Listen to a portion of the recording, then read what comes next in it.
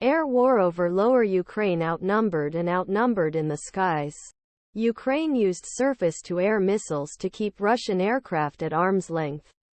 The country's military hopes for bringing F-16s into the fight will take them even further and keep Ukraine's air force flying for the long term. U.S.-made F-16 warplanes for Ukraine started to arrive at training centers in the U.S., Denmark and Romania. Kiev's allies hope modern aircraft can push Russian planes further from the front lines, target radar transmitters more effectively and hunt more cruise missiles.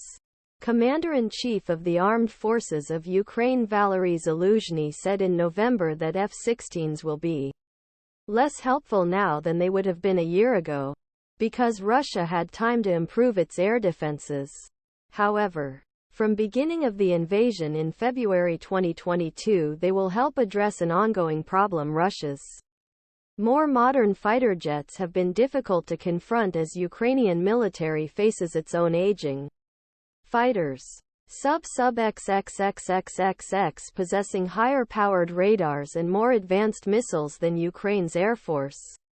Russian aircraft have the edge in long-range air combat. As depicted in the chart, Russian superiority is emphasized by vantage of higher-power radars and advanced missiles, giving its aircraft a decisive advantage in long-range air combat over the Ukrainian forces. Russian aircraft can launch long-range air-to-air missiles and hit targets near the front lines at distances that prevent Ukrainian fighters from engaging themselves. The graphic depicting Russian air dominance shows their ability to launch long-range air-to-air missiles that hit targets near the front lines, beyond the reach of Ukrainian fighters. The effectiveness of Russian long-range missile strikes is decreasing as Ukraine strengthens its air defense network.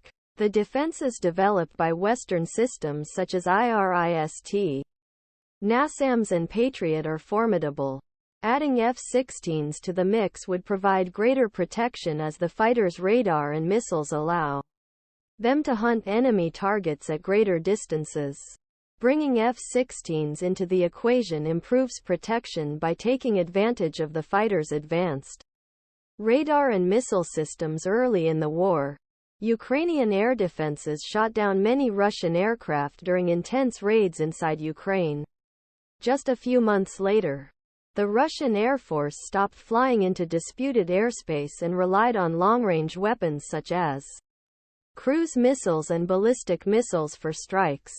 Ukraine later added additional layers of defense with Western-supplied systems, including Patriot batteries, which have proven effective in destroying even air-launched ballistic missiles. It also uses fighters, mostly MiG-29s, to shoot down cruise missiles and drones.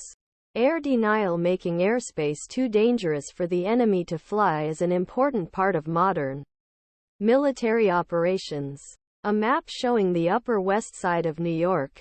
Russia launched intense airstrikes in the first weeks of the war but suffered sig.